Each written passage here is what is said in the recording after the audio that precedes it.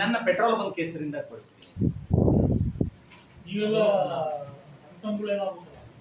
ನನಗೆ ಬೀಗ್ರವರು ಇವತ್ತು ನನ್ನ ಬೀಗ ಅವನು ನನ್ನ ಆರ್ಥಿಕವಾಗಿ ಏನನ್ನೂ ಸಬಲ ಇಲ್ಲದೆ ಇರ್ತಕ್ಕಂಥ ಇಟ್ಟಿಗೆ ಪಟ್ಟಿ ಒಳಗೆ ಇದ್ದಂತ ಮನುಷ್ಯನನ್ನ ಅವತ್ತಿನ ಈ ವಚನಾನಂದ ಸ್ವಾಮಿಗಳು, BC ಉಮಾಪತಿ ಅವರು, ನಾವೆಲ್ಲರೂ ಸೇರಿ ಆತನನ್ನ ಕರ್ಕೊಂಡೋಗಿ ಇವತ್ತು ಒಬ್ಬ ಶಾಸಕನನ್ನಾಗಿ ಮಾಡೋದಕ್ಕೆ ನಾವು ಪ್ರಾಮಾಣಿಕವಾಗಿರ್ತಕ್ಕಂಥ ಪ್ರಯತ್ನವನ್ನು ಮಾಡಿದ್ವಿ.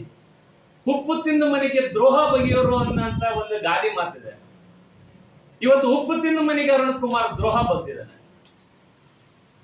ಇವತ್ತು ನಮ್ಮ ಆಸ್ತಿ ಪಾಸ್ತಿಗಳನ್ನೆಲ್ಲ ಅಡ ಇಟ್ಟು ನಾವಿವತ್ತು ಸಾಲ ಸೋಲವನ್ನು ಕೊಡಿಸಿ ಇವತ್ತು ನಮ್ಮನ್ನ ಬೀದಿಗೆ ತರ್ತಕ್ಕಂಥ ಪ್ರಯತ್ನವನ್ನ ಮಾಡಿದ್ದಲ್ದಲೆ ನಮ್ಮ ವಿರುದ್ಧ ಇವತ್ತು ಆಪಾದನೆಗಳನ್ನ ಅರುಣ್ ಕುಮಾರ್ ಮಾಡೋದಕ್ಕೆ ನಿಂತಿದ್ದಾನೆ.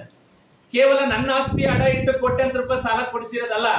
ಇವತ್ತು ನಾನು ಹೆಸರು ಹೇಳೋದಿಲ್ಲ, ಬಹಳ ದೊಡ್ಡವರು, ಅವನನ್ನ ಸಾಕಿ ಸಲ್ಲಿದಂತ ಈ ಒಂದು ದಾವಣಗೆರೆ ನಗರದ ಪ್ರತಿಷ್ಠಿತ ಒಬ್ಬ ವ್ಯಕ್ತಿ ಹತ್ರನೂ ಕೂಡ ಕೋಟ್ಯಾಂತರ ರೂಪಾಯಿ ಹಣವನ್ನ ಪಡೆದು ಇವತ್ತು ಸಾಲವನ್ನ ಏನಾದ್ರೂ ಮಾಡಿ ಮುಟ್ಗೋಲ್ ಹಾಕ್ಬೇಕು, ಸಾಲನ ಕೊಡದೆ ವಂಚಿಸ್ಬೇಕು ಅಂತಕ್ಕಂಥ ನಿಟ್ಟಿನಲ್ಲಿ ಇವತ್ತು ಅರುಣ್ ಕುಮಾರ್ ಪ್ರಯತ್ನ ಮಾಡ್ತಾ ಇದ್ದಾನೆ. ಅದು ಆ ಕ್ಷೇತ್ರದ ಪ್ರತಿಯೊಬ್ಬರಿಗೂ ಕೂಡ ಗೊತ್ತಿದೆ. ಈ ವಂಚನೆ ಮಾಡೋದು ಈ ರೀತಿ ವಂಚನೆ ಅಲ್ಲ ಅರುಣ್ ಕುಮಾರ್ ಮಾಡೋದು.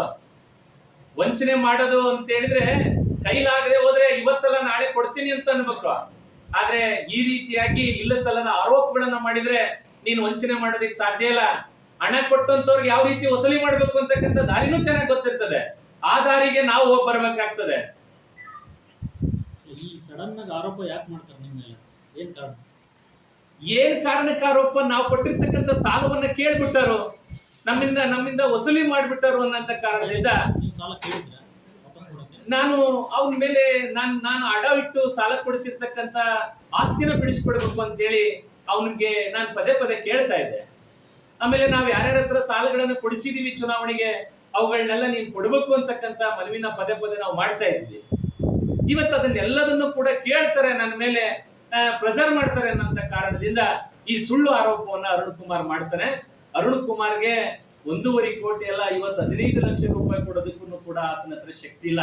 ಆತನ ಆರ್ಥಿಕ ಸ್ಥಿತಿ, ಆತ ಎಷ್ಟು ವ್ಯವಹಾರಿಕವಾದಂತ ಜ್ಞಾನಸ್ಥ, ರಾಜಕೀಯ ಜ್ಞಾನಸ್ಥ ಅನ್ನೋದನ್ನ ನನಗೆ ಬಹಳಷ್ಟು ಚೆನ್ನಾಗಿ